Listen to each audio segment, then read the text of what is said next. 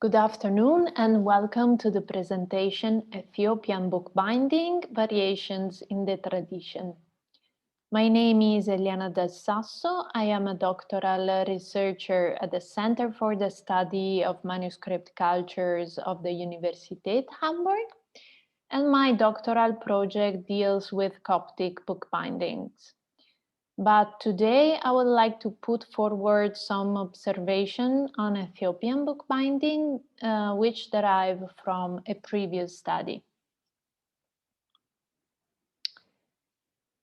The study started as my master project on the conservation of an Ethiopic manuscript from Grottaferrata, a small town near Rome. It continued thanks to the Torno Subito grant I received in 2017. The Torno Subito program is promoted by Lazio region in Italy and financed by the European Social Funds. Thanks to the grant, I was able to participate to the activities of the Hiob Ludolf Center for Ethiopian and Eritrean Studies in Hamburg and of the Italian Institute of Cataloguing in Rome. In Hamburg, I was part of the Betametzaheft project, where I contributed to the development of the guidelines for the description of Ethiopian bindings. In Rome, I was intern for the Manus Online project, the digital catalog of manuscript in Italy. In this way, I had the chance to examine some collections of Ethiopic manuscripts, both in Hamburg and in Lazio region, so to include their description in the online catalogs of the projects. So many images that I will present derive from this experience. What I would like to talk about is the Christian bookmaking tradition of Ethiopia. In Ethiopia, this tradition coexists with the Islamic bookmaking tradition, and the two cultures differentiate substantially in the form of the codex they produce. The Islamic Ethiopian Codex presents the characteristic Islamic binding with a forage flap and is written on paper. As we can see in this Quran from the city of Arar, now in the Melikian collection. The Christian Codex in Ethiopia instead is bound according to what is called Ethiopian bookbinding technique and is written on parchment. As we can see in this psalter found in the area of Ambaradan and now in Grottaferrata. This manuscript was actually the object of my master. Ethiopic Christian codices written on paper do exist, but they are mostly produced outside Ethiopia. Ethiopia has deep Christian roots, and the book has always been connected with the practice of the Christian faith. Therefore, the ancient tradition of bookmaking has been handed down in monastic centers as part of the traditional church education. But still today, parchmenting, scribing, and bookbinding are practiced according to the tradition. If we read the fundamental work by Zirmai, Ethiopic manuscripts are said to be bound in a very simple codex form, which has in fact remained almost unchanged until the present day. But what I would like to stress today is how recent studies pointed out the existence of some previously unrecorded features that would make us reconsider this opinion on Ethiopian bookbinding. Indeed, small technical and aesthetic variation exist.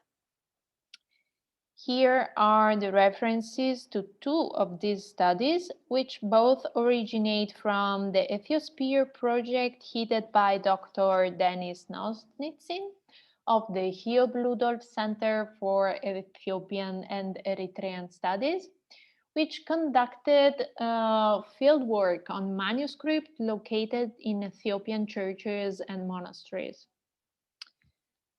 Traditionally, the quarters, after being written and decorated, are sewn together to the boards. The board attachment is, in most of the cases, the one presented by Zirmay, but he already noted that Ball discovered an Ethiopian manuscript with a different board attachment in the India office. The State and University Library of Hamburg, Karl von Ossietzky, preserves a manuscript which shows another different board attachment. Unfortunately, the sewing is too damaged to exactly reconstruct the path of the thread through the boards. However, for the moment, these two cases appear just exceptions to the rule. The quarters are then sewn with a paired link stitch sewing, which is well described by Zermay. But he already suggested that things could be more complicated, hinting at an early work by the conservator Bozzacchi. Bozzacchi further developed his study on 56 Ethiopic codices kept at the library of the Accademia Nazionale dei Lincei e Corsignana of Rome, and he was able to identify and describe 12 different sewing patterns. The variability of the structures depends on the number of the sewing stations of the codex, thus on its dimension, on the number of threads used for sewing, up to one for each sewing station, and on how the front board is attached to the first quire. It was found that the binder could start sewing either from the center of the first quire or from the upper board. At first sight, this may look a little bit complicated, but this method applied to the manuscripts I observed during the Torno Subito experience actually works. Ethiopic manuscript can be sewn on 4 sewing stations, 3 sewing stations, and 2 sewing stations. The thread used for sewing can be of animal or vegetal origin, and in recent times the use of synthetic fibers is documented as well. According to the tradition, the thread of animal origin is realized from sinew or guts. Here in the picture, we can see some fibers from the sewing thread of the Ethiopic manuscript from Grottaferrata, observed at the macroscope. The collagen fibers put in water and gradually heated denaturate. They shrink and then dissolve. Ethiopic codices are generally bound in wooden boards, and literature reports that the most used wood types for producing the boards are Cordia africana, Olea africana, and cedar wood. However, the use of 13 further wood types has been documented.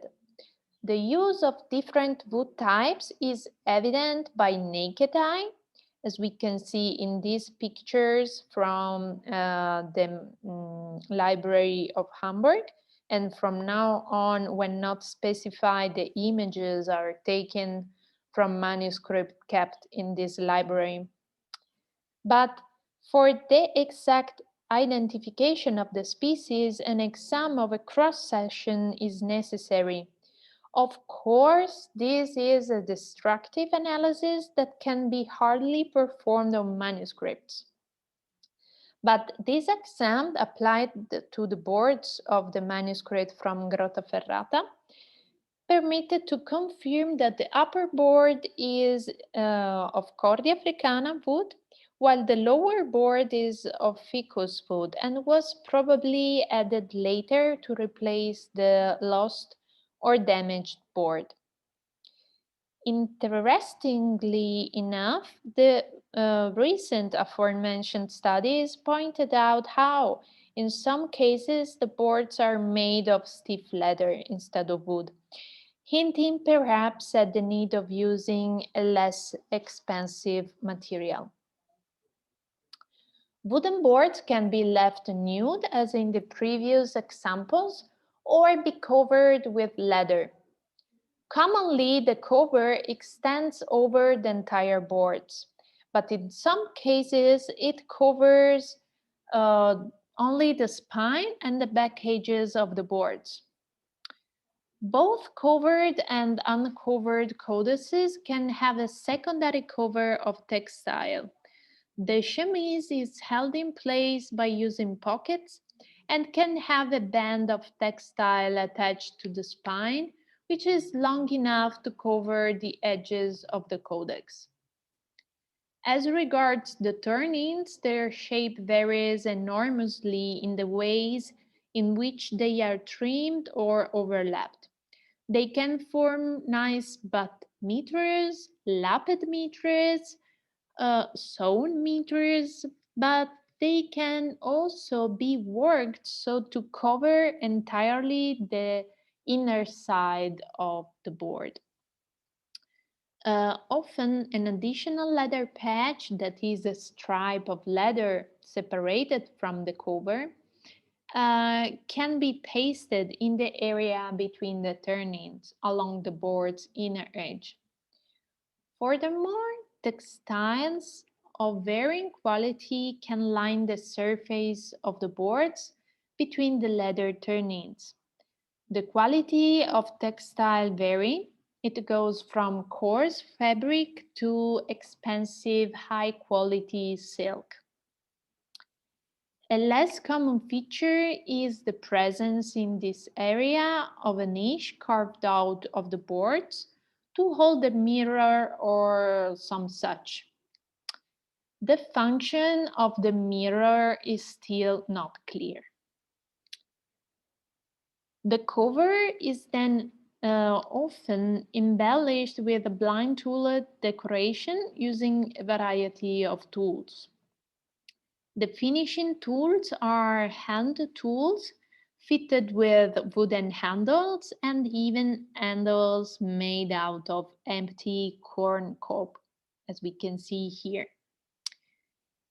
And I would like to go back to these pictures taken by Antonella Brita, which shows how the finishing process occurs. The leather first is dampened and then the heated tool is pressed on the surface. A ruler in this case is used to make probably the design straight. In few cases, the boards are covered with metal plaque, as is the case of the famous Abba Garima Gospel. And here in the picture, we can see a manuscript with metal bosses. But the case actually we found more often is when only nails and marks of these bosses remain, as is the case of this manuscript of Grottaferrata.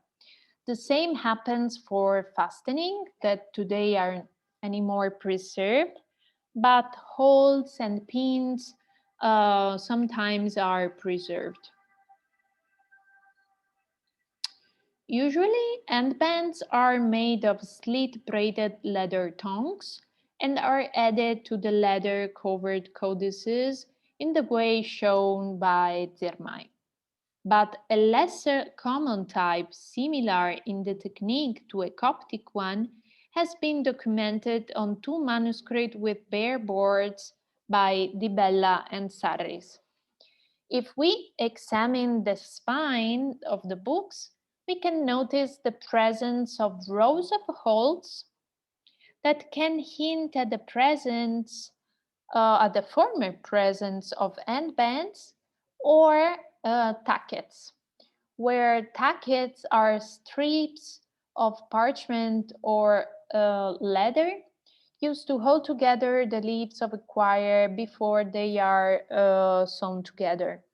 Then, most often, these tackets are removed.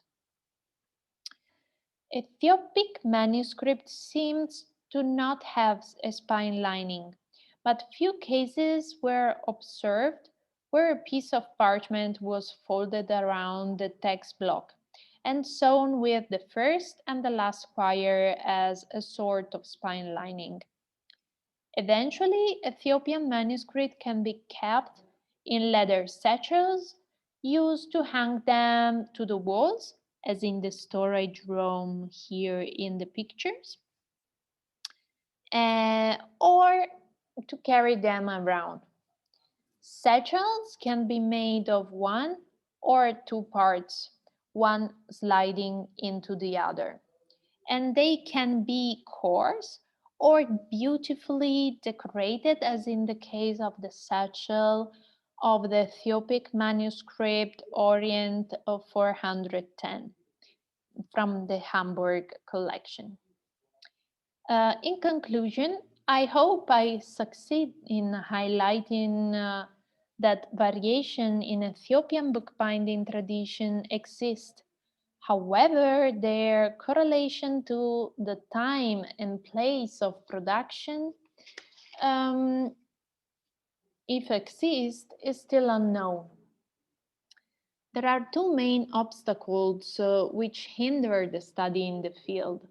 The first is the difficulty to date and locate the production of Ethiopic manuscript, because these are dated mostly on paleographic grounds, and the manuscript traveled a lot, so the place where the manuscript is today, of course, could not correspond to the place of production.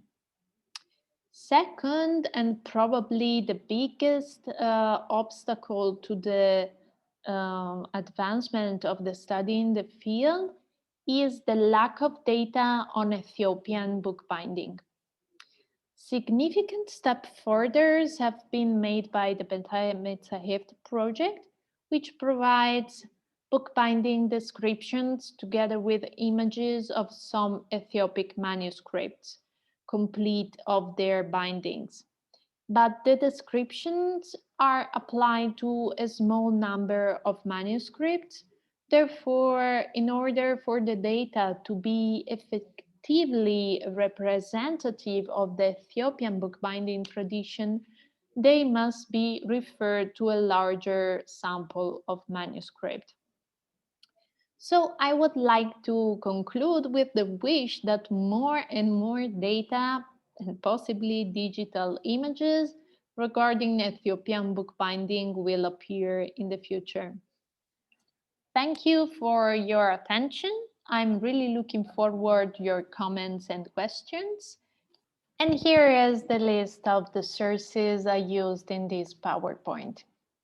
Thank you.